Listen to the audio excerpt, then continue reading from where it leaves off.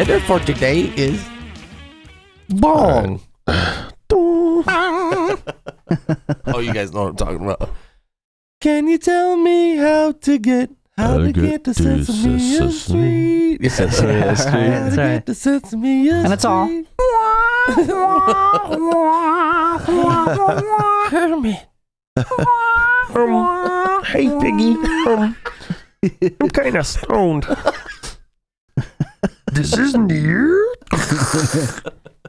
Whoa. Not too bad, Tony. It's pretty good. It's pretty good. Yeah, sometimes I have it. With the microphone, it's a lot easier. Like, been working on the Morgan Freeman, and he's like, you gotta get all like, oh, is your voice down? And like, I never knew Andy before. I never believed him. I do now. I remember when I first saw him. Oh, Andy. He looked like a shining knight in armor. That's the end. Get busy living or get busy dying. That's pretty good. Very good. You must spend a lot of time in your bunk. Oh, yeah. Sometimes I do, sometimes, man. Yeah. So especially late at night, you know, when you do I them. was a boy. Yeah, do it again. It's Morgan Freeman would say something like that. Well, I remember when I was a boy. Yeah. Dude, that's good. Yeah, That's not killer. bad. That's Not bad. killer, That's dude. not bad. Do some more. I love it. No, I can't do it. We're doing I can't do impressions. it. I don't know what to say. I do like, I try to do Denzel But too. I'd be everybody's like, Christopher Walken. You asking the questions. I mean, all we talking about. I didn't know you like to get wet. What else can you do? I'm having fun with it. Hold on a minute, people. Okay. Oprah Winfrey's a good friend of mine. She had a problem once. Stedman, he wouldn't fuck her in the butt. And I said, stop putting things in your butt, Stedman. It's not about that. It's not about poo. I do walking sometimes. Yeah, sometimes he comes out. I'm just talking. When he talks, you know, hey, if you talk to me like that again, You talk to me. I'll stab you in the neck with a soldering iron. That's great. Dude. That's perfect. Hold on, Yeah. I'll keep going. I like the microphone thing here. Yeah, right. Oh, you don't have to put this in if you don't want. You Oh, watch it's going Family- in. Let's see if this one's good or not. I've been working on this one.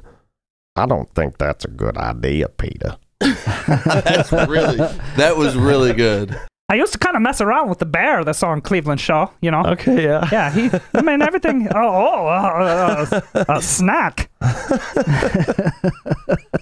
Minor Disturbance Radio. I think this is episode 34. Yeah, 34. I got it written down right here on my notes that we were just talking about. Hey, I got to know what episode it is. That's important and who's information. here. That's it. Right. And the rest is just, I don't know, fill in the blank. That's right. But this is going to be an interesting episode because I'm hungover as shit. I had a show last night. As you were there, Tony. I was there. And it was fun. It was good. It was, it's one of them shows where just out of the blue, all of a sudden it's just packed, balls packed. It was, man. And you don't get to see that much anymore. It's a cover band, I know, and it's an 80s tribute cover band, but still, when there's a line, because we got done with sound check, and at this place, they hold the doors until you're done with sound check, and then, so you're not sound checking in front of people, which is cool. That always is a little weird. And, you get done, you get your bags, and you go, okay, where's the dressing room at? And you go out the front door, and there's a fucking line down the block, right? Awesome. And you're going, do they realize it's just third rail here? Or? Anyway, so we had one hell of a gig, and I was up. I didn't leave the bar until 4:30 or something in the morning. I thought you guys were playing from 11 to 1, and you guys played from like 11 to 2:30, I think. Yeah, because when you get a house like that, you don't want to stop. Yeah, no. Why would you? Well, you're living in your Bon Jovi video. You know what I mean? All of a sudden, you're a rock star, and everybody's there, and it's packed. Usually, I'm sure that people can relate to this. We love doing what we do, but when you're in a cover band, you've got to do like a 3-set thing or something. Right. Usually halfway through the first set, you're ready to go home. Just because, you're trying. Yeah. I feel bad for the bands that are out there that have to battle for, can we get them 3 girls to start dancing or not? Yeah. And then once they do, the other 3 will join them. And then that's pretty much it for the night. Yeah. Yeah, but it was cool because you guys went like 3 hours and you didn't stop at all. Well, that's what what we're used to doing. Non-stop. So I mean, it was, no breaks between perfect. sets or anything. No. I got pet peeves with that. I've always, every time I've booked my bands, especially if I consider it a showcase band because it's a gimmick band. Right. If I, I don't want to have our band playing 4 different sets and like, all right, you can't come off of some, fun ass party song and okay, we'll be back in 10 minutes. We're gonna go smoke and shit and go hang out with everybody, and then we're drinking beer with everybody with our bandanas on, eyeliner and shit, and standing there looking stupid, and then we gotta go play again, man. Go back up. I always had a problem with that. I don't like how that works. Because you see your Kiss don't like, all right, we'll be back in 10 minutes, man. Well, I was in a band with guys that were getting close to being 50 years old, man. They needed them breaks. Well, they did. Yeah, I understand that. Yeah, I was gonna deny these men their break. Yeah. But yeah, I totally know what you mean, though. I mean, you feel like if the crowd is rocking, you don't want to interrupt that. Coitus interruptus. Yeah, so I basically didn't sleep last night. Because I don't know how everybody else's life is, but I have young children.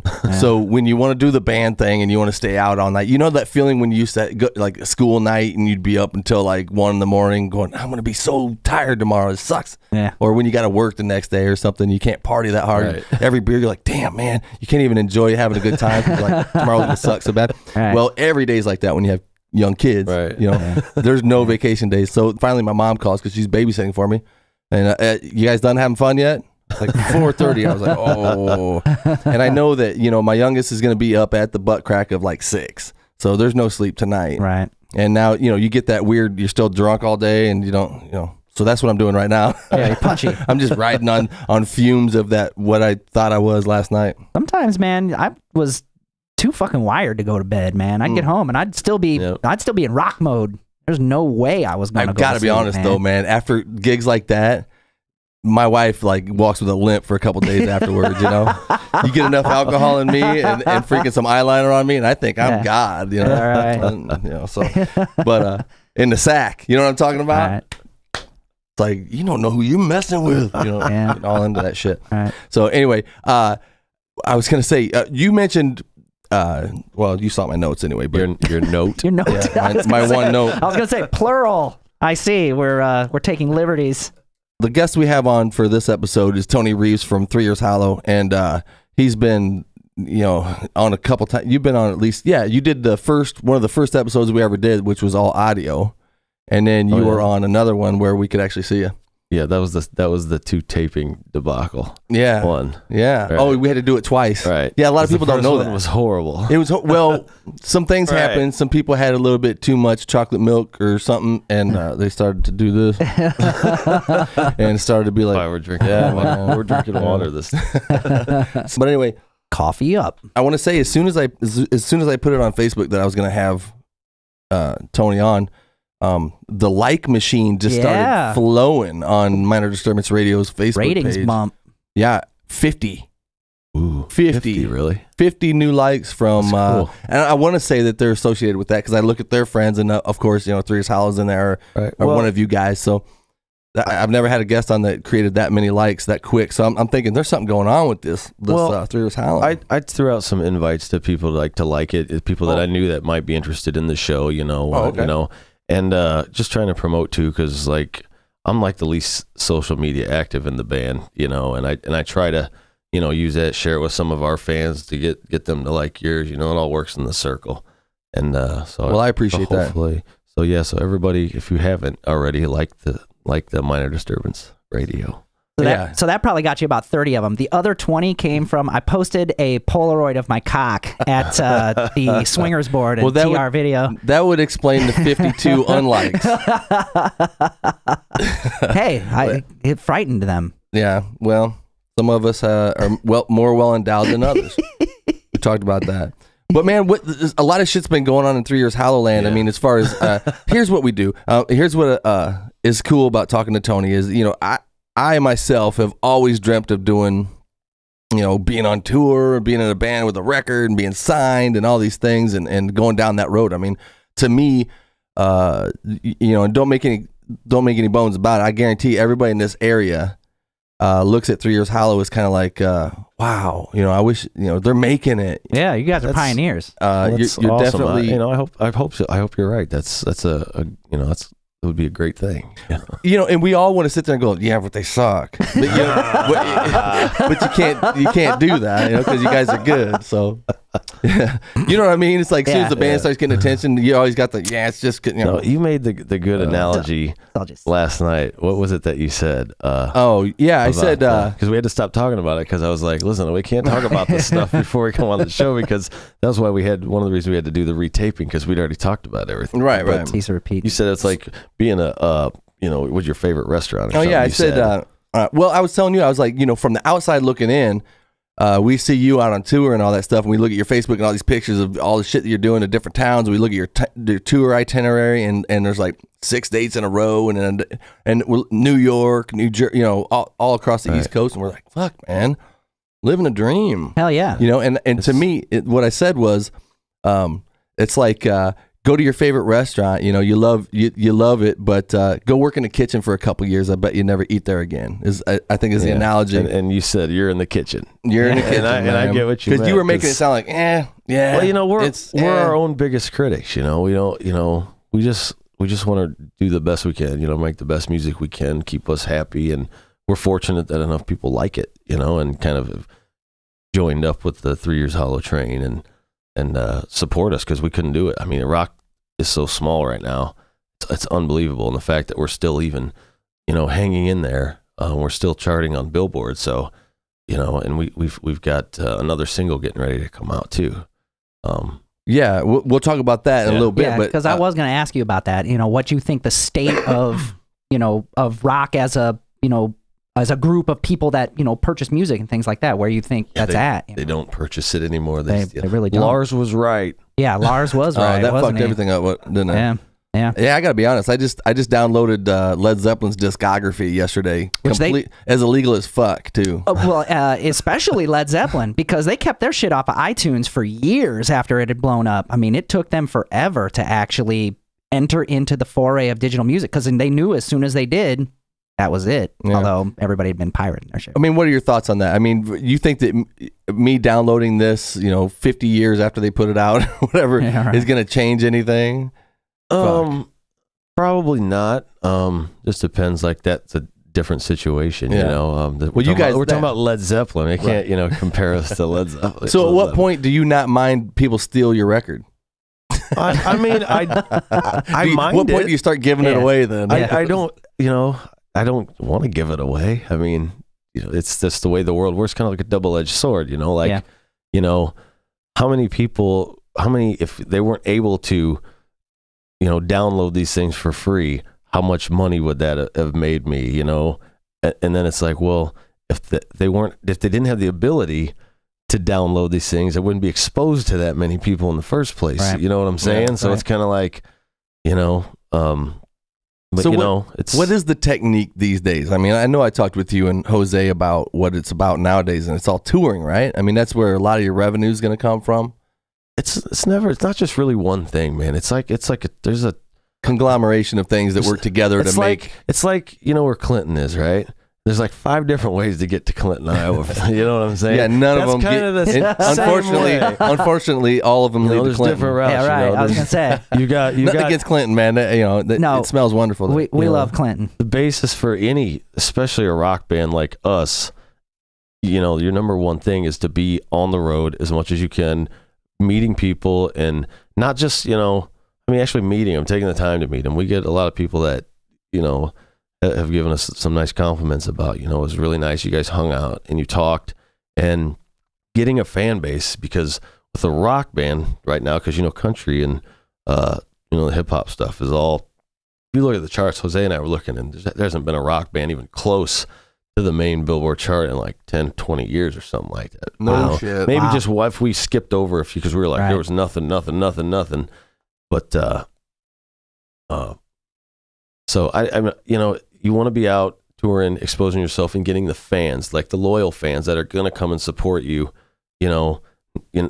They want to come and see you. You know what I mean? Well, they have a vested interest because they feel like they know you. But it's like being down in the trenches, having to duke it out to get personal with as many people as you can. And there's got to be at least a few of them that are trying to talk to you enough that they're going to try to end up in one of your songs. They figured, man, if I keep talking to this guy, I'll probably end up in one of his fucking songs. That's me. by the way. 'Cause Brian's been angling. We're going on MDR, yeah. Something like that would be cool. The Brian Miner rag. I think they were going to reach back. But let's talk about that. Let's talk about how things have changed that way. Because you're a child of the 80s in a way. I mean, you were all into the whole. You and I could talk hair metal all day, right? And you remember what was sexy about the hair metal to us as kids was maybe sexy is not the right word, but what was intriguing or empowering was the whole larger than life thing where you didn't get you'd be like, I saw David Lee Roth at the fucking McDonald's. Everybody would shit their pants. Right. Like, Yeah. no shit. But if you guys are, no matter where you're at, you don't lose your cool. You have to be hanging around the normal people or whatever. You know what I'm saying? Like David Lee Roth would never stand at a merch booth at a festival and sign CDs. Well, he did at the beginning. I mean, that's the thing, though. David Lee Roth was one of the most marauding for fans guys at the very beginning of Van Halen. But after a certain point, you're right. He had to break that association in order to be able to. That's the thing that we talk about, which is kind of like within the band that we talk about. It's going to suck one of these days to not, hopefully, it's going to suck one of these days to not be able to do that. I mean, if something, the larger we get and we continue to grow and keep pushing, I mean, there's times when we've stood, for 2.5 hours, 3 hours sometimes, and it's like, you just cannot physically meet, what if we were, to get up to drawing a couple thousand people or something like that, or even more, you can't meet everybody. So that's why they have VIP. So you give them a little bit incentive to come and meet you, and give them a little extra personal time. And then just, we always try to go out, as much as we can and talk to people and, You know what? I just came up with an idea, and it might be the coffee. Here it comes. And the fact that I've been up all night. I already think it's brilliant. Get like 6 loaves of bread and some bologna and some mayonnaise, and make your fans sandwiches while they're fucking waiting for you to sign the shit. And they'll say, he made me a fucking sandwich. And then we're like, well, he made me a sandwich too. And you'd be like, well, how much mayonnaise did you put on yours? No, mine had 2 pieces of bologna. Then I'll start getting messages, be like, hey, I don't know if you remember me or not, but you gave me the peanut butter and jelly sandwich. I was standing next to Todd, the guy in the Motorhead t-shirt, and he put more on his. I'm just saying, that's kind of a roguish thing to do as a fan, I like Chemical Ride better than him. Yeah, see, some people get provolone, some people get a craft single. That's just how it is. All right, so let's get on the RV or the tour bus with 3 Years Hollow, and let's find out what it's like, the other side, because I know what it's like for me. I get up and I get my kids pancakes, and they end up telling me that they hate me, they cry, we get in a fight, me and my wife get in a fight, and then I go to work and I come home and then she feeds me and we have sex, normal things like this. None of that happens. What are you doing? All of that happens. But what happens in the world of a fucking touring signed band that is out on the road? What's the life like? Depends on the tour you're doing. I mean, a typical tour, usually if you get a hotel every night or 2 or 3, we don't usually have to, every single night. We like to stay clean on the road. Our bus is clean, by the way. Not right now, it's not, because we just got back from the Shiprock thing, which we'll talk about that, because people have been asking me questions about that too. Mm-hmm. But you just, if you wake up at the hotel or at a Walmart, we park at Walmarts all across the country and free, and there's, food, and everybody can go in and do their money and whatever. Do a lot of bands do everything. Do a lot of bands do that? Yeah. Oh, yeah. So if you go to Walmart late at night and you see like a tour bus sitting in there. Oh, yeah. Sometimes we all meet up. We'll meet you at this Walmart, because sometimes that's the only place that there's like, this is the only place to stay, and we're not driving the next 6 hours. You remember the 80s bands used to put the name of their fucking band on the front of their bus so the lot lizards knew who they were. Yeah, we don't do that now. Somebody stole our journey. Somebody stole our generator in not Hartford, Connecticut. Is there a Newark? I don't know, but Hartford is in Connecticut. People are but assholes. it's kind of close to Hartford. I can't remember which part of Connecticut was, but yeah. While you guys were sleeping, they stole your generator. They just came out and took it. New Haven. It was New Haven. Yeah. How the fuck how do you like, okay, we're going to go looking for generators tonight, or was it something? Dude, we were parked in the back in an alley. Like, we thought it was pretty secluded, and we've never had a problem like that before, but, I guess somebody needed it more than we did. So. Well, they knew what they were looking for. Yeah. They I probably think they just happened to come across it and went, it's not locked down. Let's take it. You know. Wow. That sucks. That put a damper on things, didn't it? Yeah. We'll see. I'll continue with what you asked me earlier. We woke up that morning. This is a typical day on the bus, and Chris is like, you hear the bus open, and Chris is always up. He's an early bird sometimes, and he's like, somebody stole the generator. Like, he's lying. And I was like, you know what? I don't think he's lying. So we're all in our bunk sleeping, and the curtains are open. We're like, really? Is the equipment still in the trailer? Yep, everything else is there, but the Jenny's gone. Like, that's awesome. You know, so we get up, and then usually we try, you know, it's usually if you're on the East Coast, it's smaller drive times. You know, it's a 4-hour drive. We knock that out, no problem, even 6 hours, you know. So someone will get up, and it'll usually be like, usually Jose will take the first leg, or I'll take it, you know. Last time we had a guy who drove and tour managed, and we drive to the venue. You know, our load-in time's usually anywhere between 2 and 4, and then stop for lunch. So it's pretty much the same thing every day. Every day, rinse and repeat. Schedule. Yeah. For schedule, man. Yep, and we're pretty good at being on time, and we haven't had any problems. You know, we run our set tight, and How long of a set are you playing? Just depends. The coming up tour, I think, is 30 or 35 minutes. With Red and Islander, and there's locals on the show also too. So Good, you got people you can treat like shit. No, I love being friends with the local guys. The local guys. I know, man. Don't make me feel like I'm more of an asshole than I already am. They're your fucking ambassadors, man. They're your local fucking. Those are the guys God, you guys are jumping on me. You hang out with them local guys, and they're gonna go. Exactly. Hey, stick around. Yeah, I get Bill that, man. and Todd, because these guys are cool, man. You know. No, you know what they're for? They're for so that you can set your amp up like 8 feet away from the back wall and be like, "That's how it's gonna be." Sorry, don't move my mic, man. I think we know. Everybody knows what we're talking about. It's like, you know, Night Ranger did that when Dive Bomb. You look back and you're like, dude, there was fucking 20 feet between the back of the stage and their amp line, their fire line, and I was like, they had to bring out and build an extra little stage so that the opening bands could fit onto the stage. Wow. Jesus, they had to build a new front. You'll be playing on the thrust. Yeah, it was weird, and they would not move it either. No, we've been through that, but we would never do that to anybody. I mean, we've had it done to us, and most people are pretty cool nowadays, especially in the rock circle. It's so small, you know. You get to really know the bands that you're touring with. Like, you know, when we meet up at the venue, load in, you know, you talk to the other guys, you see them, depending on what, you know, you are in the show, what, you know, first, second, third, you know, getting your gear set up. Hey guys, what's up? Oh yeah, nothing. Talking. What did you guys do last night? Did you go to Walmart? Yeah. You know. Yeah, right. Did you go to Walmart? So that's like common in the vernacular of bands. Did you go to Walmart? Yeah, a lot of them go to Walmart. But it's not like there's Walmart, 10 layers of fucking if you're entourage. in a bus, you probably don't go to Walmart because you got a driver that'll just drive you. All right, so what are some of the bigger bands that you've been on tour with? Saving Abel. Have there been any of them that were total douchebags? No, never once. You're not giving me any fodder here. But I mean, if what you're saying about the state of rock is true, I mean, you guys can't afford to be fucking dicks to each other. Nobody man. can.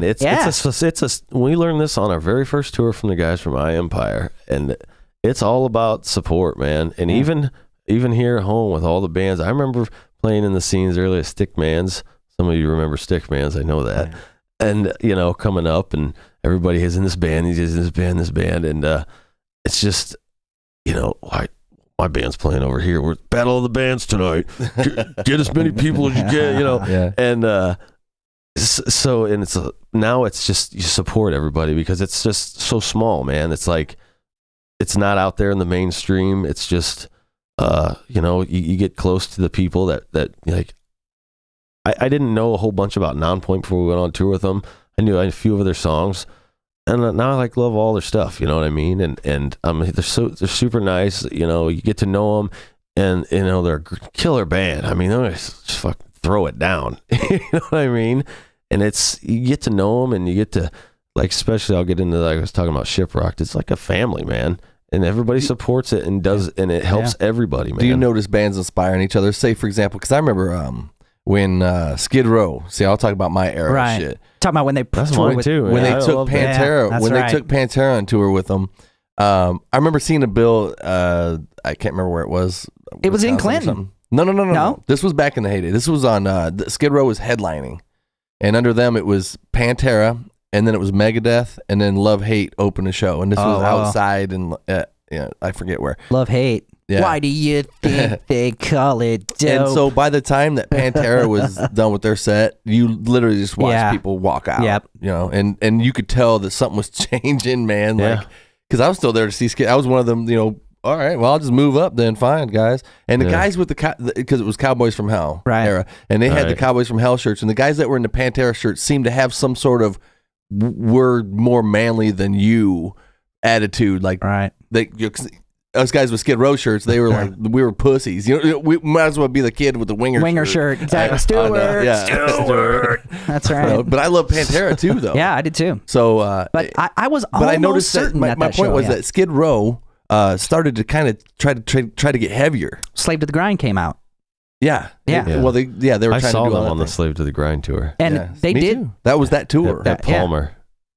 Was it Palmer, right? Oh, yeah. Well, that would have been the next. Yeah. Soundgarden. Yeah. Yeah, right. Oh my God. Sebastian, it was awesome. He hung upside down, was drinking his beer. The cage went down, the lights. Fucking I'm a kid, and I'm like, yeah. I played Wasted Time. They had the guitar stands, the 12 screen. It was.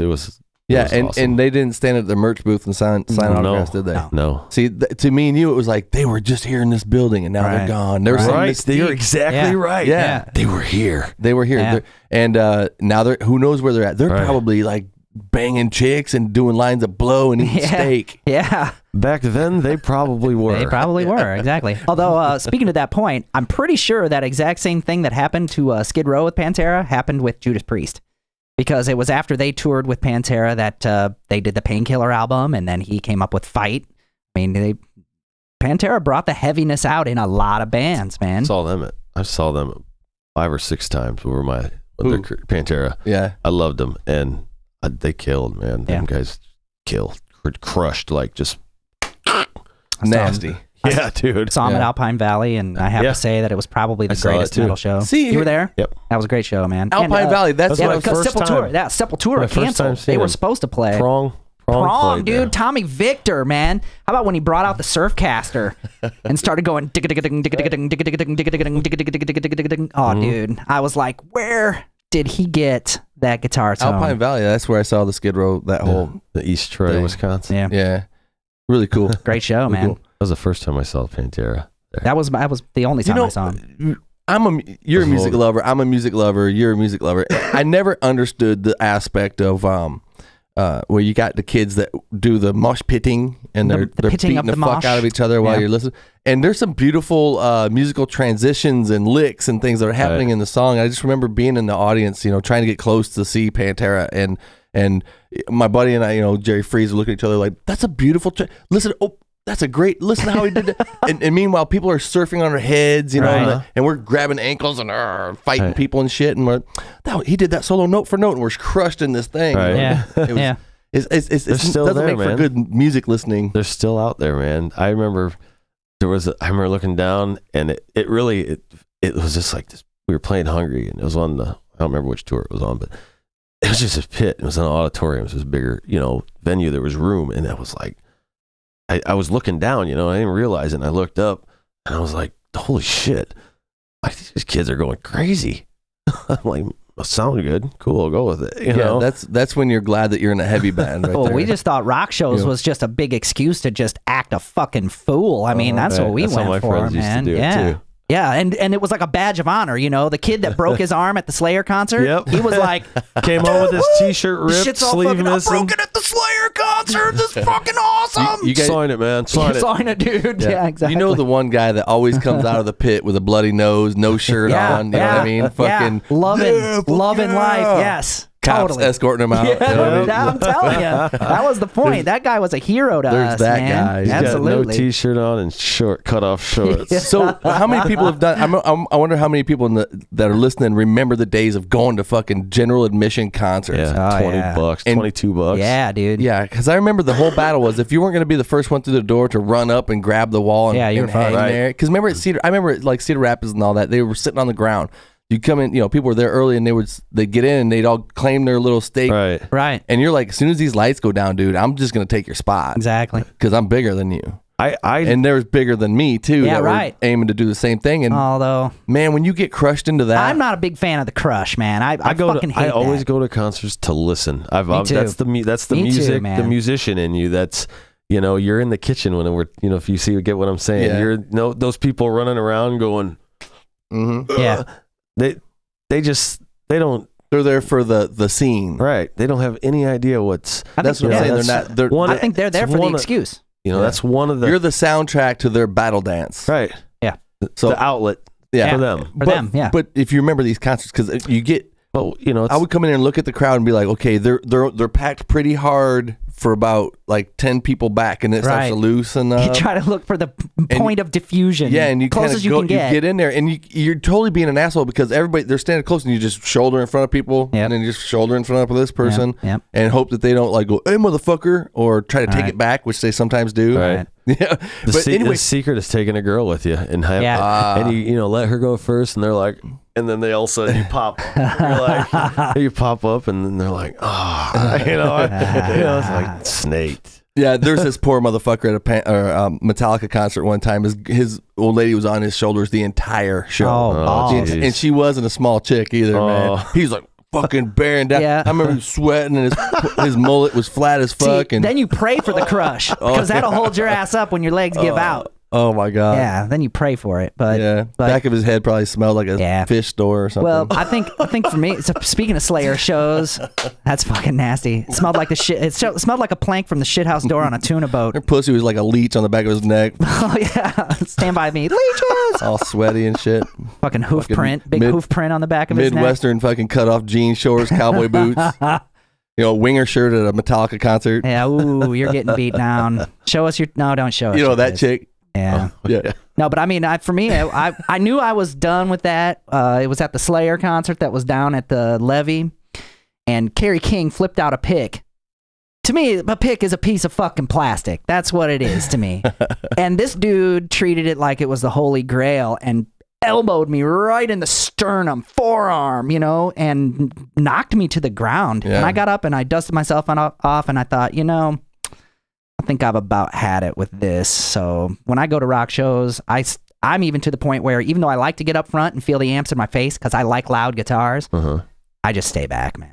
I just don't even care to be involved. Yeah, and anymore, the musician in me will sit there, and part of me will be judging the band. Oh, for sure. Going, no, that solo wasn't right. Drummer's not playing that beat right. Yeah. I feel like I'm like, Simon Cowell or something. Right. Like, this is horrible. This is rubbish. I'm done with it. You're rubbish. This is just.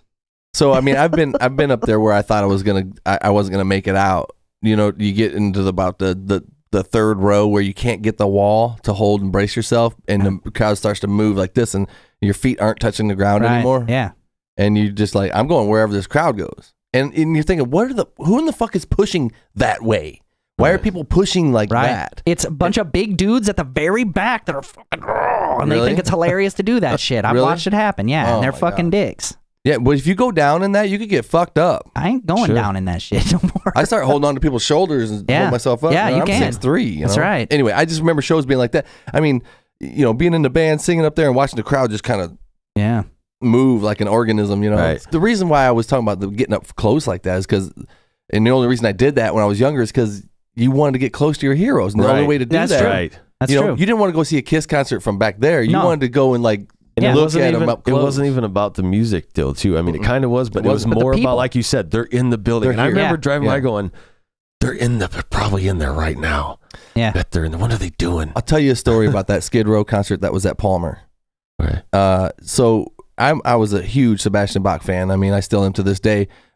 Maybe not so much of how he sings now, but the record still stands the too. test of time. To me. His vocals you are- said it last night on stage. Yeah, I think he was one of the best, if not, absolutely certainly one of No my doubt about favorites. And so I was waiting. I took the day off of work. I worked down at the YMCA down at the foot of the Centennial. People that aren't from around here, they ain't gonna matter to you. But I worked at this place, and I was like a janitor or something. I cleaned up there. I was real young. And I took that day off so that I could go to Palmer and wait in line and fucking be the first guy in the door and roam around and look for the buses and be that kid that's trying to catch a glimpse of his hero, right? And all day long it went, and I never saw him, never saw any. You of never them. do. And came back into work the next day, and they said, "You'll never believe Right. who came in to work out." If I'd have been at work that day, it was Sebastian, Scotty Hill. And like Rachel Bolan came in and they fucking did the Nautilus shit. It wasn't even like it wasn't even free weights. It was like they just wanted to get their sweat on or something or get their veins going or some shit like that. And what the funny thing is this just shows how the culture is with chicks, because they hated me because they're like, "You're dirty long haired wannabe rocker, fucking gross." Right. And as soon as because other guys that worked there told me this, as soon as they came in, they were fighting over who was going to help them. That's right. Once they knew who they were. Right. That's the point, Because though. of who they were. But it wasn't because of the way they looked. Who though, are these Brian. dirty scurvs coming in here? And they're like, "That's Skid Row." No, all you got to say is they're rich. Yeah. And They're rich. and then you find that we live during an epidemic of gold digging whores. You gotta think though that those dudes.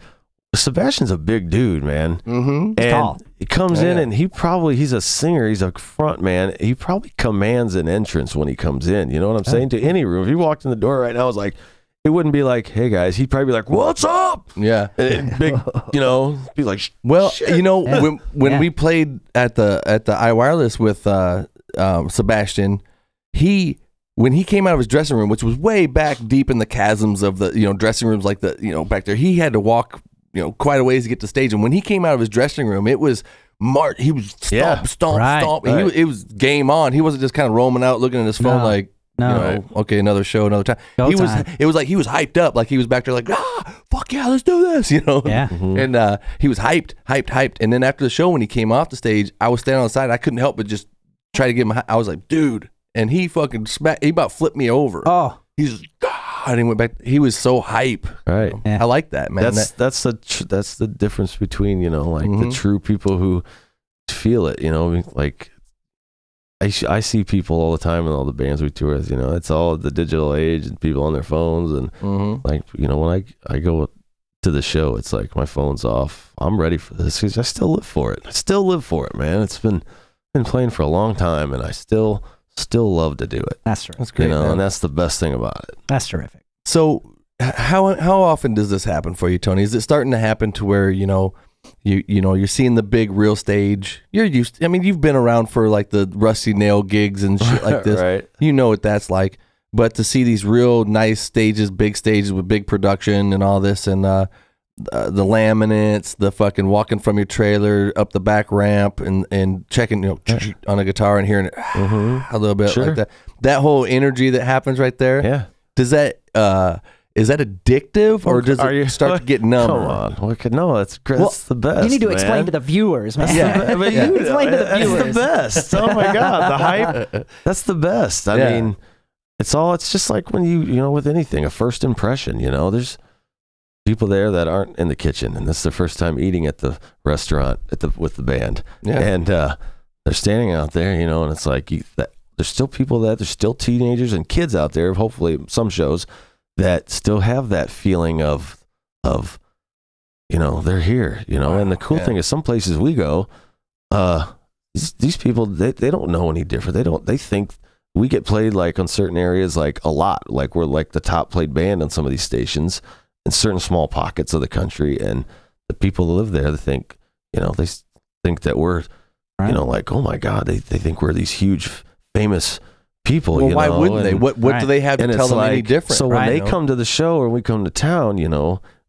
it gets them hyped up. They're excited, and it's like, you get to play with the in the big leagues, and it's some days you are diamond and some days are stone. Well, it depends. It's exciting times for Tony, isn't it? It is, man. But that's the best, man.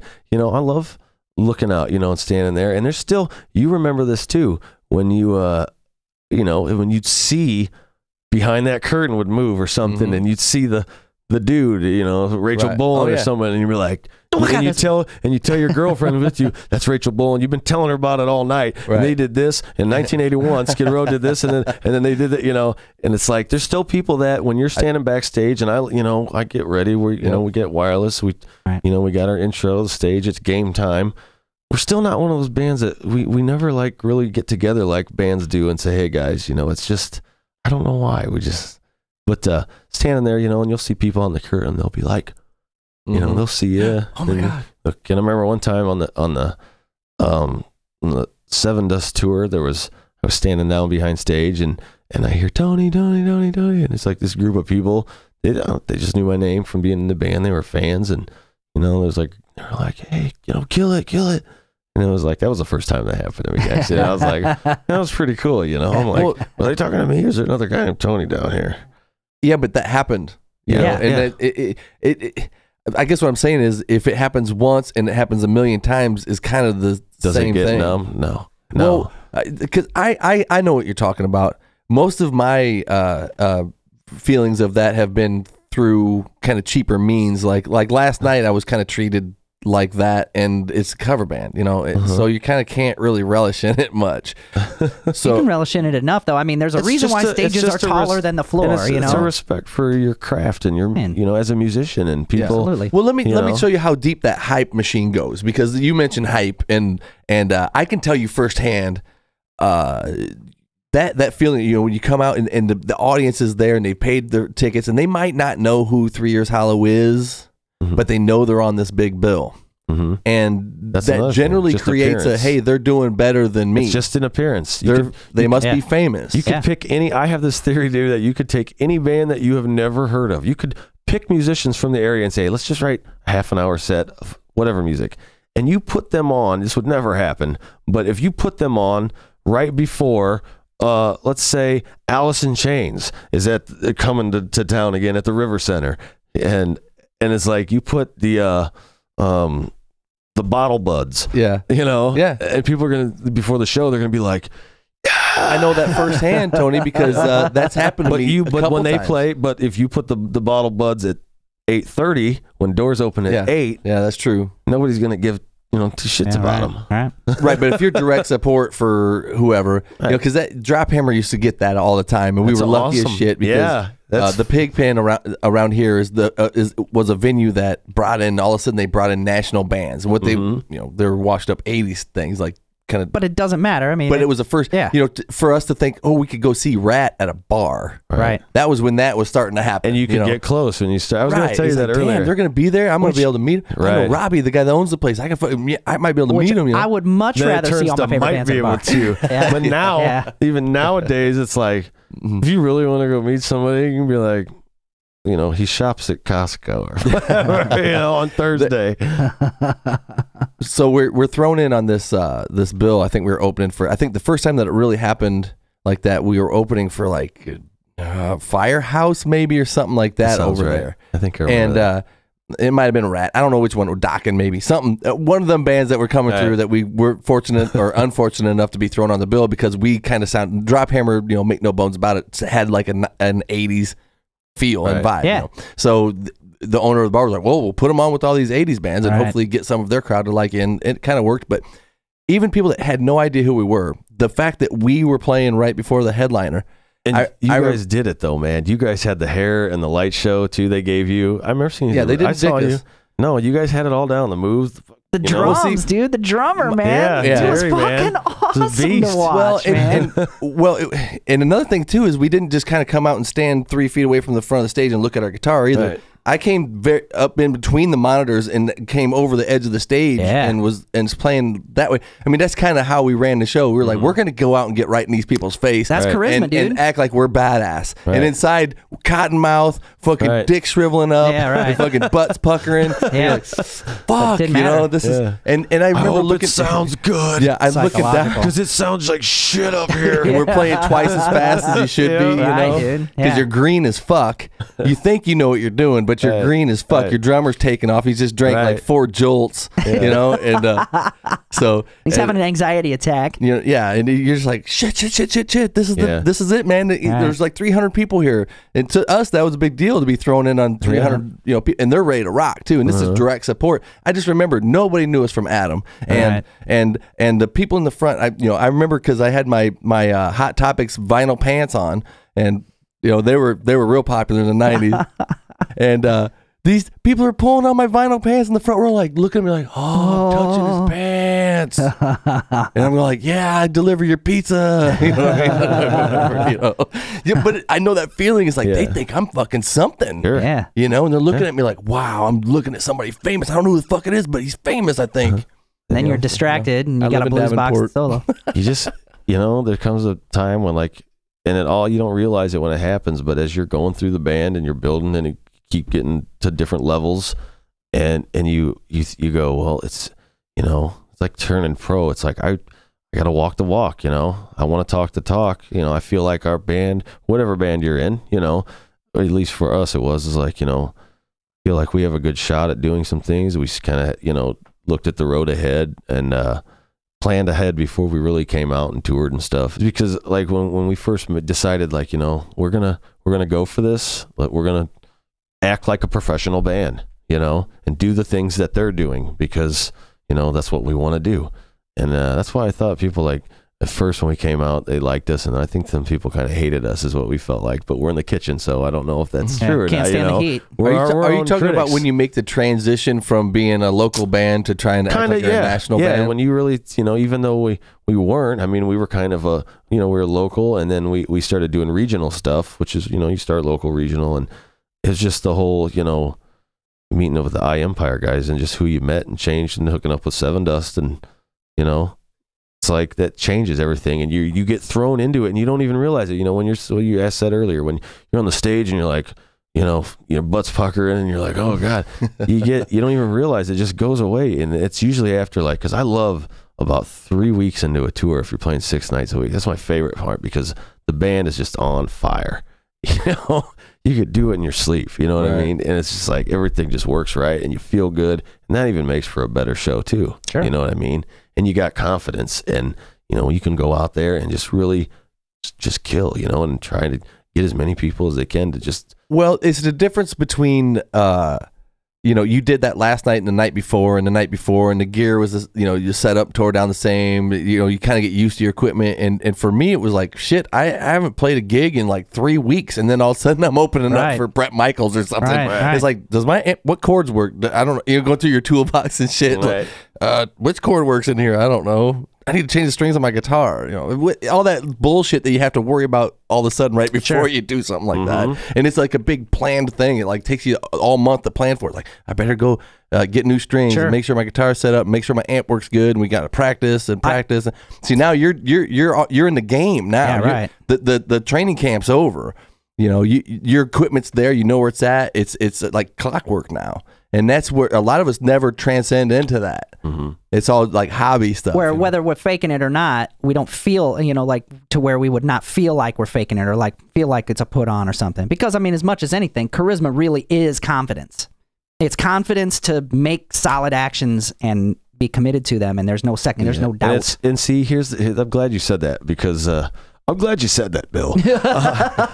Because that's what it's, when I was talking about people, we kind of feel like people hate us when you start walking the walk. It's like, you want to be confident, but you don't want to seem too cocky, or, you know, and seems like you know, that's the biggest worry for a band, that you don't want to feel like you're, you know, you don't want people thinking, because, you know, there's no egos, you know. Real confidence is not cocky or egotistical. It's coming from a place that is not insecure. So really, the only thing left is just the insecurity in others, which sometimes that does come to roost, but that's not caused by you. The thing, I know, and it's hard though, because as the bigger you get and the more people you get exposed to, you know, it's like, you don't, the last thing anybody, and especially anybody in my band, and myself included, never, you know, it's nobody, would never want to come off as conceited or full of myself or all of it, because it's new to us too. Everything that happens to us every day, something new happens that we have never experienced before.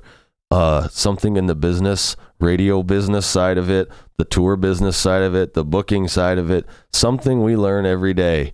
And it's like, this is new, and we have to make decisions sometimes. Like, what do we do? You know, like, we got a current single out. Like, you know, our album's been out for a year this month. Actually, I think the 12th it was released. It was a year. And I think, but, you know, and an album cycle is about 2 years, you know. And we just had put 2 singles out. And it's like, what do you do? What do you do? Do you keep pushing this one? Do you keep pushing the one you got? What's the life expectancy of a song when you're putting it out there and you got your line in the water? How long do you leave it in there? 6 months. You hopefully as long as forever, you know. But it all depends. Like, that's the radio game. I think I'm veering off the subject. What I'm saying is, if it doesn't hit, and then, you know, change the game, how long until you put in a different one? Well, the thing about the radio game is let's get real here. Because most of the listeners here have never been signed to a record label to begin with. Okay. So, you know, first of all, you have to keep me in check because I get sidetracked. You're fine. You're fine, man. You're fine. You're doing just fine. You're fine. Because I think what most of the listeners want to know is, you know, okay, our whole goal is, we're going to put a band together, we're going to write some songs, we're going to get signed. And then that's when the subject stops. Okay? That's usually where the story is, like, that's the end of the story. You're right off into the sunset, right? Yeah. So I'm just wondering, okay, when you sign a record deal, nowadays especially, can you explain what that entails? Can you kind of cover how some of the numbers work in a record deal for people? And you don't have to talk about yours specifically, but just like I can give you an example. What most bands are getting signed for now. I can't even answer that because it all depends really on the label, whether you sign. Most people have indie labels, and indie labels are anywhere from guys who just have a bunch of money and want to sign a band, and there's guys that know what they're doing, kind of know what they're doing, really know what they're doing. Then you got the big dogs like Warner Brothers and the major labels. And the thing about the major labels is, you know, back in the day, they would go out and look for bands, you know, and they'd just sign everybody on the block. That don't happen no more. That ain't probably never ever going to happen again. Yeah, you know, because you can do it on your own with the internet. Everything changed. You know, that changed everything. But and in your own recording studio too. Right. You know, I mean. But okay, so Tony, and stop me if I get too personal, but this is what people are going to think is interesting. How giant is your cock? You know, Tony and I have partied together quite extensively prior to his being signed in this big rock star and stuff, and never did see your ding dong though. Notice I already. You might have seen mine. You might have seen mine in Benji's. I already categorized it as giant. So. I was saying it was giant. All right, let's get back on the subject. I think what most people... Well, it just depends on what kind of deal you get, you know? Well, let me ask you directly. And like I said, if I get too personal, just stop me. But because I remember seeing a guitar clinic with God damn it, bass player Whitesnake, Rudy Sarzo. Yeah. And he made he was like, every time that you buy a Whitesnake record, they send me 5 cents or something like that. Yeah. So whenever you sell a 3 Years Hollow Cracks CD, what do you put in your pocket? Nothing. Well, I can't say nothing. That's the wrong answer. But it's paying back investments. It all depends. Part of, you know, I'm not exactly sure on the specs of it, but you know, I'd have to look. I haven't looked at my contract.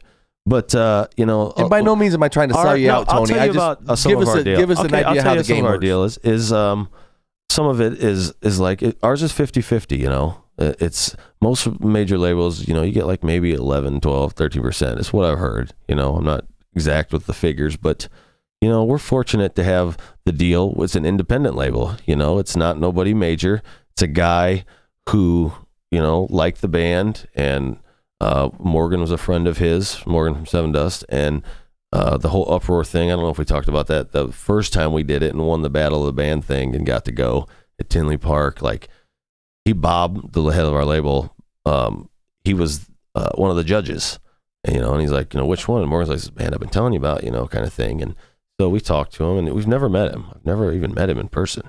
You know, that's how much, I mean, of, even though, I mean, so what, did he come backstage with the cigars like, hey, kid? No, I don't. We're gonna ride the gravy train. We've never met him. I'm actually looking really forward to meeting him someday, you know. I mean, they've taken care of us, man. I mean, there's times when you're on the road and you know, things aren't good. Like I said, diamond and stone some days, you know. It's like, it's easy to want to go, oh, sucks, man. The label has its specific job that it does. The label, we split everything. It's just like if we when we talked to him, it was like, we're not going to make a deal with somebody I wouldn't do a deal handshake with, and we got to know him, and it wasn't just a wham bam, here's the deal. This was a lot of back and forth, and we did things. We investigated this stuff before, like I said, before we decided to make the move. And there's attorneys and everything we did right, and they're great guys. So they're giving you a business loan, right?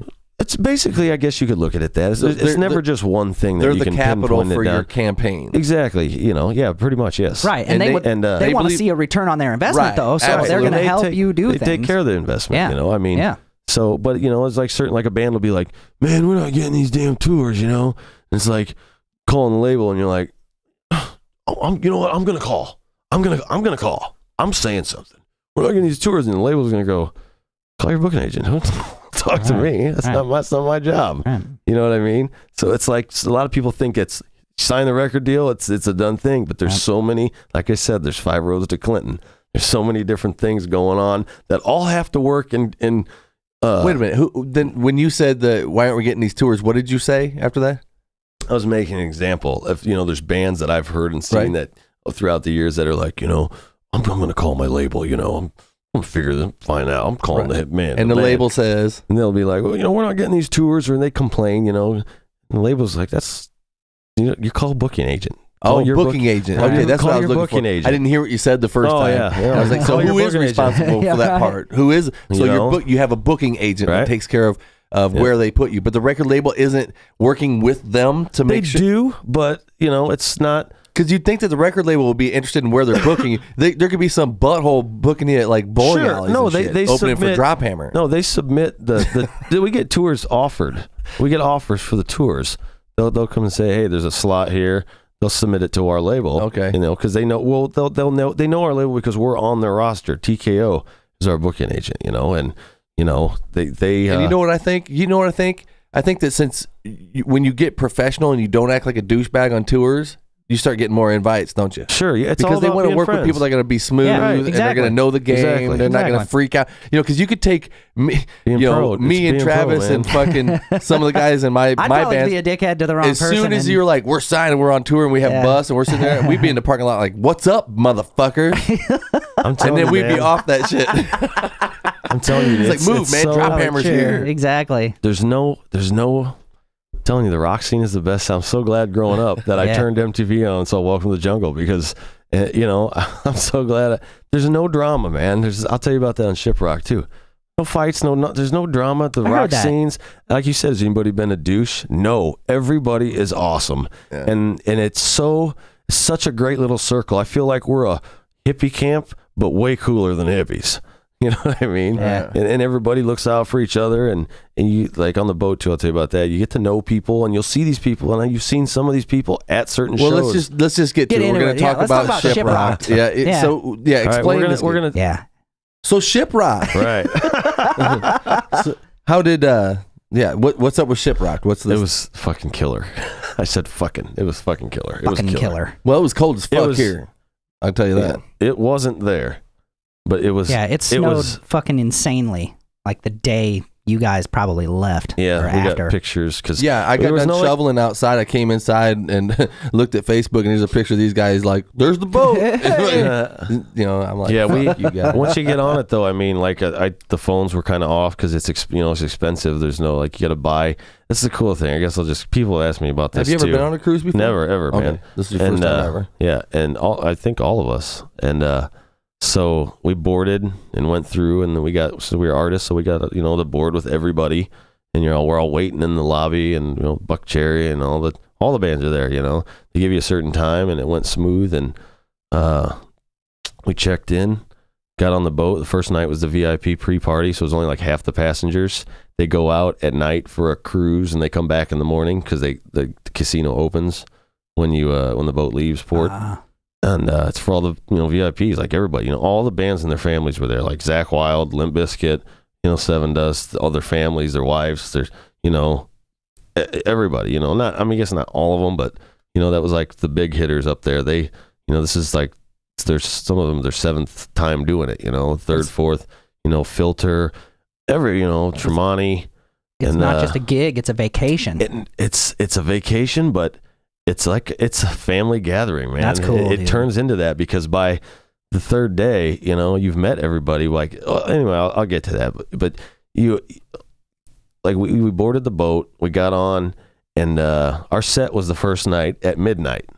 So we're like, nobody's having any drinks. The cool thing was once you get on, they give you a card and they take your picture, and it's just like everything is free on the boat except for drinks, and they have a gift shop, but there's no taxes because the international waters, like cigarettes, you can get them for like $30 a carton, not cheap ones, and it's like everything's cheap, but some of the stuff's not, like you go to get some mints, they don't sell gum, you get mints and it's like $6, and you're like, shit. but duty free though. Everything's duty right, free. that's what the sign said up there. So so we're getting ready. We dropped our gear off when they told us is we pull into the port. We drop our gear off at the gear loading. These guys come out. We put it on a cart and they take it, and then we park, and then we loaded the what am I gonna say? You gotta edit this again. You gotta edit this. Tony. My favorite band from the 90s. Tony is the shit. All right, so we dropped our gear off, and then we boarded the boat, and so we're just kind of getting ready. We got our stateroom. They gave us 3 rooms, 2 to a room, and they were small, but they were cool and cozy, man. We had, each side. And how many stages were on the boat? Oh, there's like 4 or 5 different stages. Okay. And some of them were small, some of them were big. The main stage was outside on the top 13th deck, or on the 13th deck. Would you recommend somebody buying a ticket to one of these things? Hell yes. So it's a good time. Oh my God, because I've heard about these Kiss cruises and that, and I'm thinking, awesome. I don't know, man. Local boy Brad Smith went. He said it was a fucking blast. Yeah. Okay. I mean, There are times I will tell you, being in the band, that you get a little bored on the boat. You can get bored. Did you get seasick? No, I did. No, I didn't at all. None of us did. I remember we were sitting out on one of the decks, and I could see the line of the ocean, where the edge is on this side, and I could see this in my peripheral on this side, and it started to do that thing like over and over. And then there's these sliding doors in front of me that every time it tilted that way, the door, boom. Okay? And then it went back this way, boom. And then something happened in my senses. And I was sitting on the very outside edge of the boat too, and I could see a lot. Yeah. And pretty soon it just started to hit me. I was like, "Oh, I'm going down." Oh. But our room was way down the belly of the boat, so I'd go lay in my bed, and the only thing I could feel there was up and down. Yeah. It would you get heavy in the bed. Yeah. Were you in the front? Light. Were you in the front of the boat? Did you say? We were down in the belly of it. But how far in the front to the back of the ship were you though? I don't know where we were as far as that, but I more motion at the front. Okay, because mine. Oh, you up and down or this just way? All motion every way. You get to feel waves hitting the hole, on the front. Oh, that's crazy. You're That's in bed and you're like, and I'll tell you, this is kind of like a story. Man, this podcast is going to be for the hardcore motherfuckers. This is too, man. It's going to be long, huh?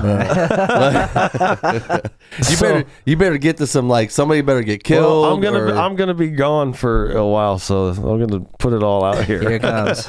Well, no, the first night we played, we get ready. The first night it was there was some bands like Filter, I think, or it was Chevelle, and then on the outside deck, and then Super Bowl, and then Seven Dust, and then us.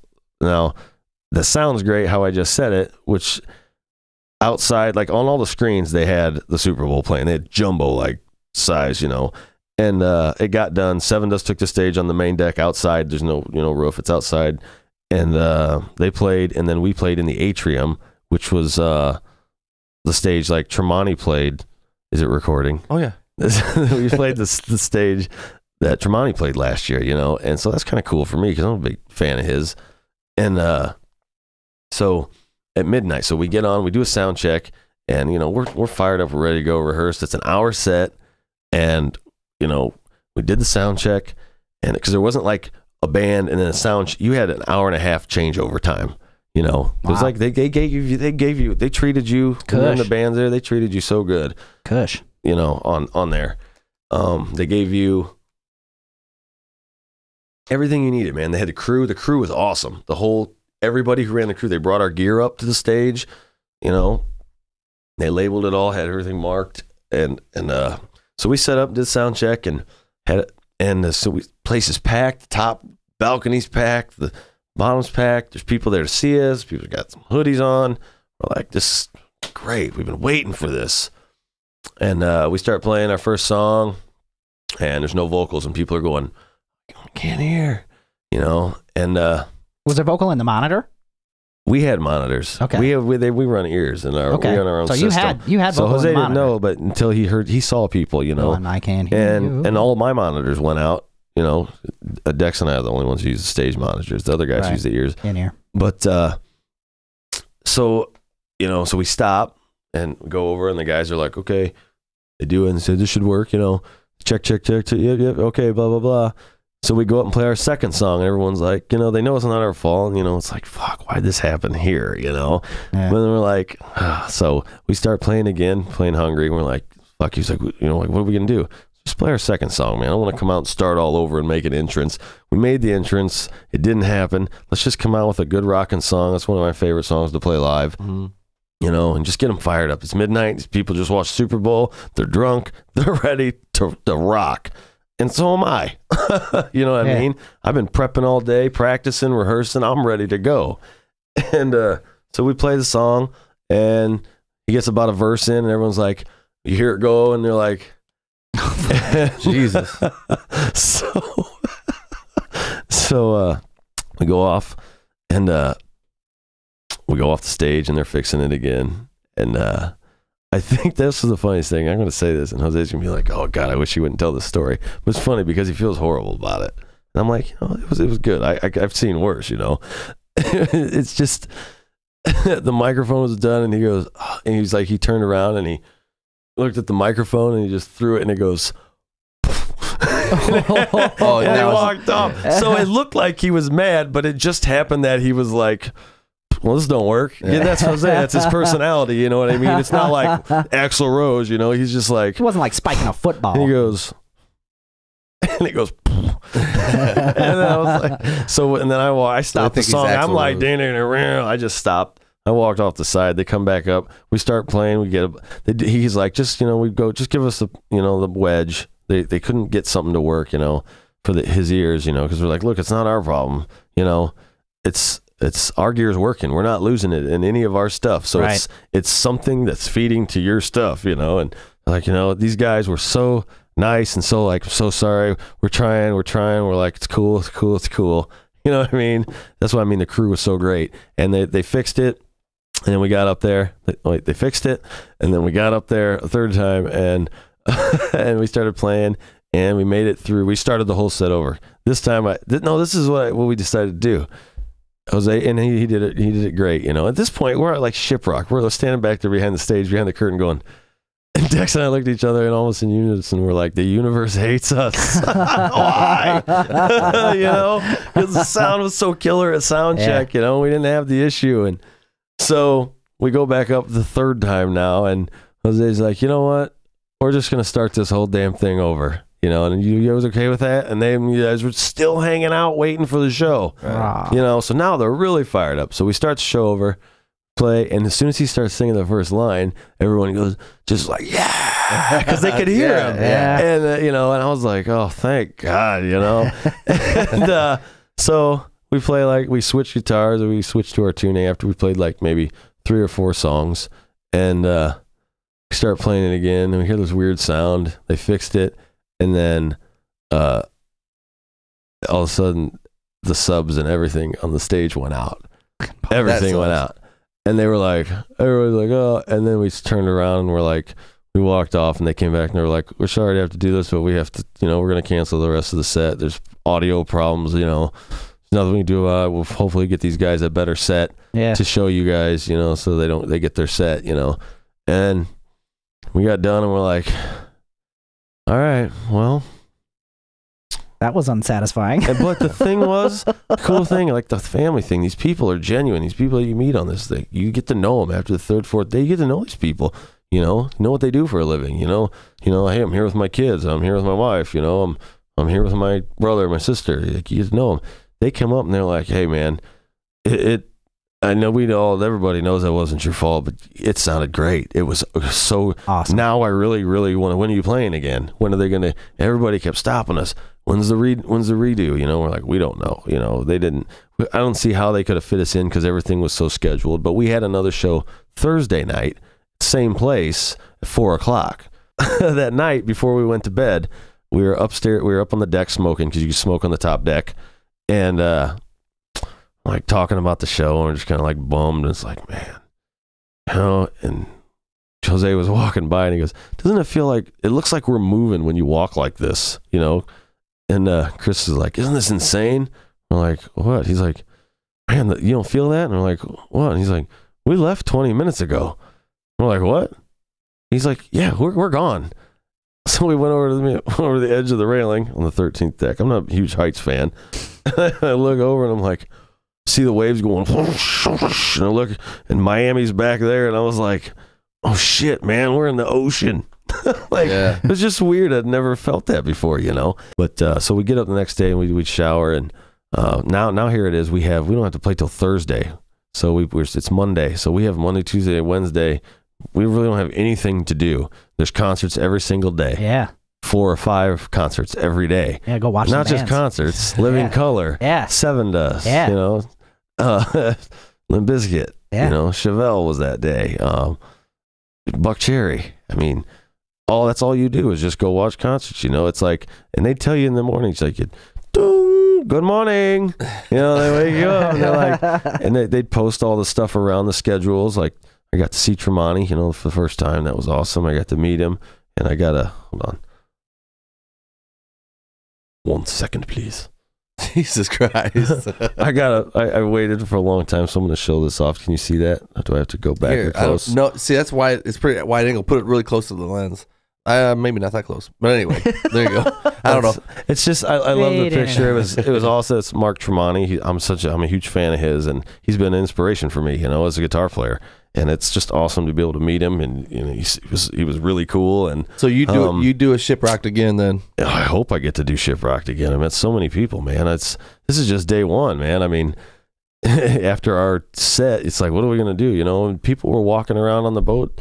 They recognized us. It was really kind of surreal. You know, it was like, no, we're here, man. This is for right now. We're here, you know, and you know, these people see us and they stop and they want pictures, and they're like, hey, you know, I brought my son and this and that. Can we have pictures of you? And then you got the couple that always, every time you turn around, they're right there, and they're like, I swear we're not following you. And then at some point, you get to the point where you see them and you look at each other and you just go, and you turn the other way because it's just funny, you know. Yeah. Anyway, so what tour are you about ready to get on now? You're going out with Red? Red, yep.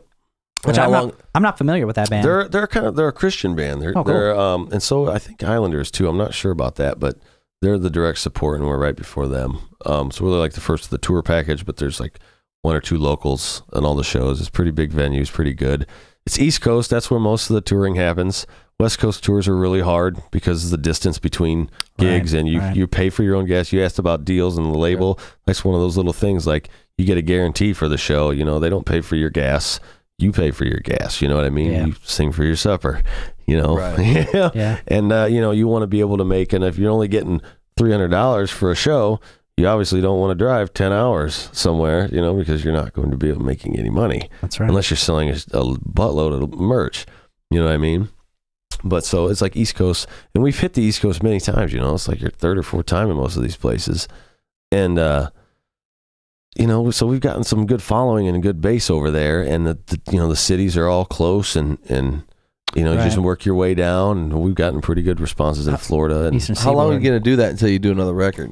Somebody asked me too about when's the next record coming out. People, when you asked about questions, usually probably another year. There will be another album, and we're talking about doing another acoustic album too. I mean, the beauty thing about our label is like we can put out as much music as we want to. We've got tons of material. You know, I think it's going to be one of those things where it's all in pre-production, you know, and songwriting. When it comes down, you know, one song you hear doesn't just come out. You know, there's 3 different versions of it before it makes the final cuts, and you add stuff and you work. So the more you get to do it over, the better the song's going to be, the more you can put into it. So we're constantly, Jose and I have been working together for 13 years now. We got it down pretty well that we can, where we're going with the song, if it's working, if we're forcing it, and just sitting there and writing, and it's like just trying to be different and not trying to.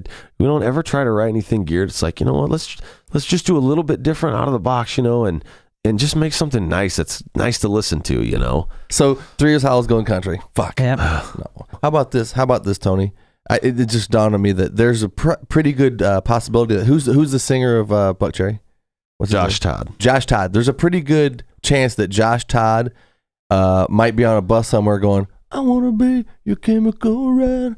Actually, from what I've heard, and when talked to I those heard guys, this before. You know what I mean? no, they're great. Man, Them guys are really cool. Those guys are super great. I've heard that they're fans of our band. We've played with them so many times at Uproar and hung out. And I was telling you last night about their guitar tech. Mm-hmm. This great player and the guys. And he's the guy. He's like, hey, we really dig the band. He was I think that's why they were so willing to help out. We ran a tight ship at that Uproar thing when we met them. It's all about connecting with people and supporting each other and really connecting and meeting people. Because on the boat, we'd go to eat and then we'd sit down and Josh Todd and them guys would be sitting there and be like, hey, Tony, hey, Josh, Yeah. how you guys doing? Oh, good. Right. Cool. Right. Don't be really, you say hi when you sit down to eat, and it's huge. You've seen the phase on the It's boat. really cool, man. It's really cool. So now, I actually had a question still about Shiprocked. So when you came back and played that second show, my roommate guy who was on there, Mr. Brad Smith, he said that he saw you guys both times, and that at that second one, like everybody came. Yeah, it was balls to the wall. Like everybody man. on Shiprocked came to see you And guys. the sound was 10 times better. They had a new front of house. They brought in a whole new system that night, because remember we played the first night. They went and they came back. Then they picked up another 1,500 passengers or whatever. Whoa. That was just a VIP the first night we played. So now all these passengers are boarding and they're watching all the bands, the first night. Second night, they're, Limp Bizkit, Chevelle, all these bands are playing. Non-Point, we just got off tour with them. And, so we see them and, hey, what's going on? We're down, see them down in the casino or see them, eating dinner, breakfast, whatever, at the gym. They had a gym on there. They had everything on there, man. Pool, everything. Massage places, but those cost money and a lot of money. Yeah. For a happy ending. The international waters, you never know. Exactly. You like a special massage? Yeah. We did great in merchandise that, Awesome. we made more than we thought we were going to make. Awesome. So that's how you get home. That's what I'm saying. That's true. And you make a little bit of money, and you met so many people. Like, man, I met Mark Tremonti, I met Vernon Reed from Living Color, man. He's a character, man. He was very cool. He was really, really just chummy and happy. And, you see these people over and over. I met Kayla from Octane. She was great, and, Octane's pushing our single and helping us. And when we had a meet and greet out on the deck, and some guys from the radio and CBS, and his name was Sean. He was a really cool guy. He was a fan of the band, and we did a meet and greet. They had a line, people that wanted to come and take their picture, and it was about a good hour and a half. Of hey, Awesome. I felt a little bit bad though, because they kind of shuffled them along, because there was us and 3 other bands that they would go to and get their picture, but we like to, we want to hear what that you have to say. You know what I mean? When you come to see us, when they're like, hey, I saw you guys in this Pittsburgh, and they're like, all right, come on, let's move it. And it's like, I want to hear the rest of the story. That kind of comes back to what he was saying earlier about how, there's a double-edged sword about being impersonal, that on the one hand, it does make it so you feel a little awkward because people are just sort of being treated like cattle. But on the other hand, that is sort of the elevated status. I think everybody got the gist of how it was going when they had the guys like, come on, because you got to meet everybody. That would be weird. I'm watching what you're doing, and what I'm getting from what you're saying is a lot of this is starting to really become real. Sure. To where people are noticing you. Where I'm getting from it, because I filter through all of that excitement about going on a cruise, and I'm trying to catch the tidbits of the rock and roll aspect of it. Yeah. Of, hey, we're on a ship with people that are like feeling cool. When they see me, they're like, oh man, it's that dude from the band, and so you get to feel that the whole time you're on this boat. Wow. You have You know what I'm saying? You So have moments. You're on this you know? vacation where Yeah. you're getting treated like royalty the whole time. That's cool. And you're doing nothing but seeing other rock bands and people seeing you and freaking out. So what I'm getting from it is you're adapting to what it's like to actually be the guy. Like Right. But it's also more than that, though, too. I mean, because everybody on that boat is a VIP. There's no boundaries, really. Sure. There's a very certain place. It's everybody Well, gets treated that way. Yeah. Like, they have rock, for people who don't know, they have rock climbing, basketball, tennis. Like, they actually have the, you climb the rock climbing and you're looking at the ocean and like, that's not for me. But No, it scared the they have shit out all of me. this stuff. I remember being up on that fucker. The first time I looked over the rail, even when it was in port, I was, hell no, I'm not but you getting get anywhere used near to it. that. You get used to it. But But the older I get, the more heights Right, fuck me me up, too. man. Yeah. But you get Yeah, used I to do it. too. I You get go out at tingly legs night and and shit. you lean over, like I went to the back of the boat, and I'm like, oh, and all I keep for some reason picturing in my head is like, you ever seen the show Scrubs?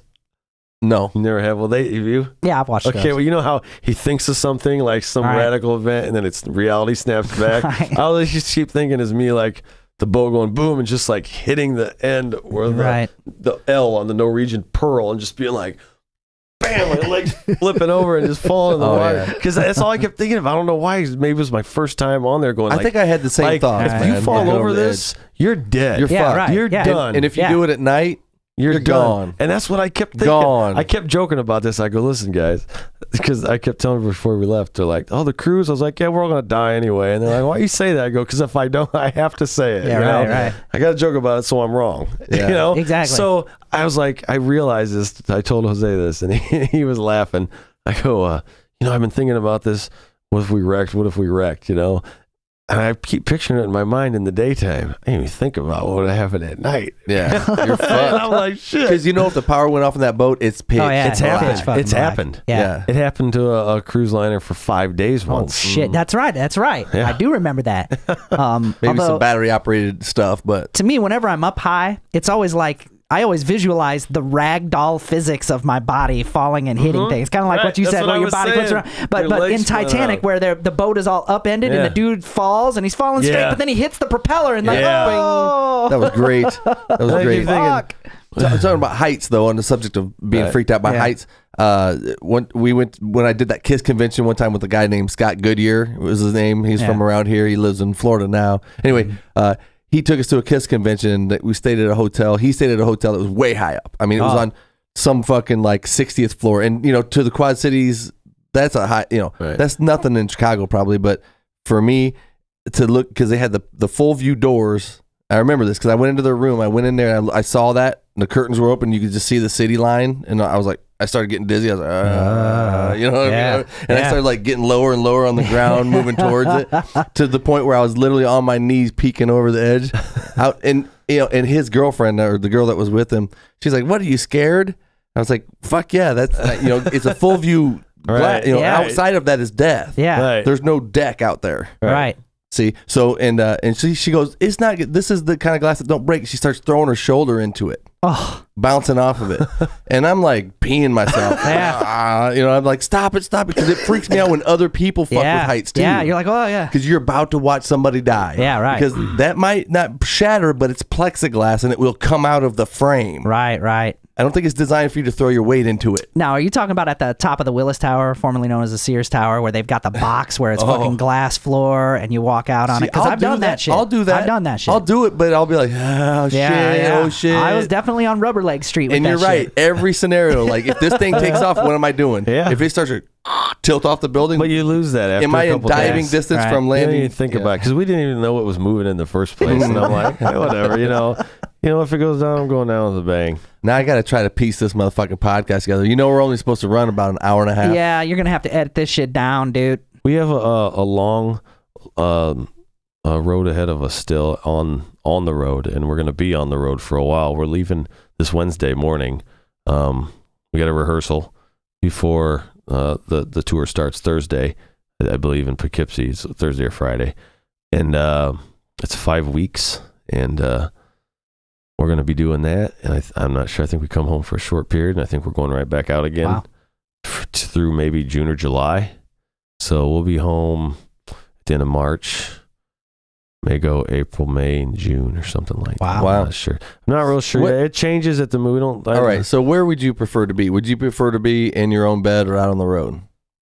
Well, I love being on the road, man. I mean, I like being home. I like Van Halen. I like the best of both worlds, man. I like to keep my home life and my private life, so I can escape from when I'm on the road, and it's like, my kids are a little bit, are grown and older, so it's like, 'cause I was young when I had them, and it's, I worked and worked and worked and worked, and now, I'm finally doing this for myself. So it's like, I enjoy getting to do this, I love it. I live for it, It's not always the most comfortable, and there's times when I really want to be home, in bed, but, I wouldn't trade it, man. I'm going full steam for this. You're not some little kid. You got perspective on this shit. Well, I feel lucky and privileged to talk to somebody that's in the game. That way, I can kind of keep a hook up to that whole life, because for me, it's family, young kids, working and being an adult this way. It's over for me that way.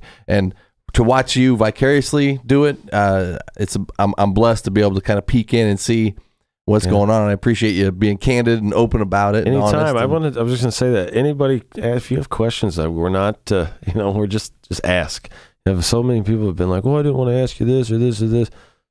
Send us a message. We don't have any, we don't want to hide from anybody. We want to talk to everybody.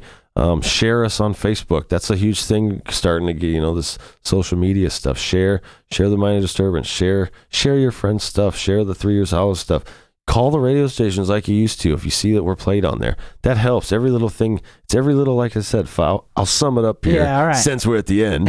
One of the 5 ways to Clinton, if you're going to leave that in there, all roads. is the radio road, and being on the radio. And you asked earlier about that, the life of a single, it's like 4 to 6 months. You want to have as many singles as you can. But, keep supporting, and it's a small rock thing, but keep supporting the Facebooks and sharing and just, and buy music. Yeah, that's what I was going to say. Don't steal it, please. I mean, it's just, people don't realize what it really is like. I mean, that's, it's like someone coming and stealing your paycheck. But the thing about it is musicians aren't in it for the money. You know what I mean? If I was in this for the money, I'd have been gone a long time ago. I would have quit, because it's a struggle, like I said, you learn something new every day you get up that ladder, on that platform. If you love music, though, you should show love to musicians. That's just the way I look at it. That's the moral. Great. That's the moral thing. Something to do, happens, man. like we need this. Yeah, use the head, use the cab, use this. Sure. We always help guys with their gear. It's 99 fucking cents, for God's sake, though. It's 99 cents. Spend 99 fucking cents and get the song. Yeah. I mean, I agree with you. The only way that things grow anymore is organically. More than anything, you feet on the ground, fucking street team style. Yeah. Right? When you say like sharing, share grassroots, man. Everything, Minor Disturbance Radio. Obviously, what we try to do here is we try to keep it, talking about shop and music and our our stories that we share together as musicians and shit like this. But it's just another outlet for the same like-minded people, right? To come together. And this podcast might be a little bit wordy.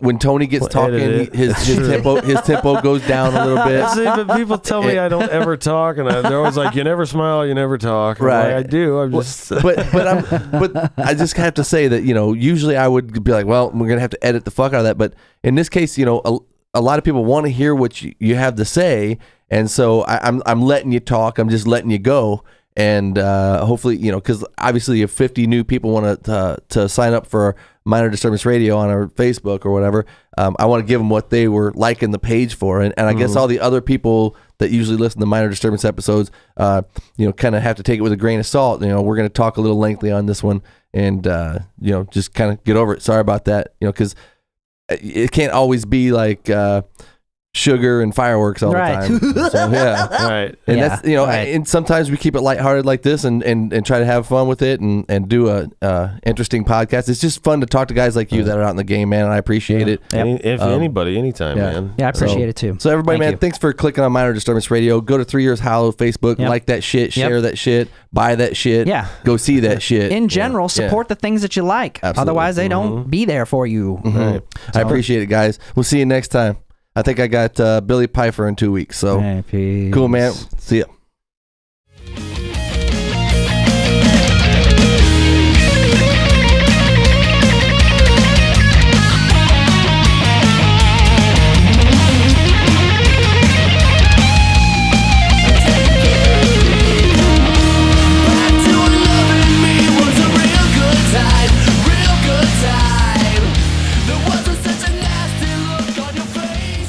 Oh shit, I said that.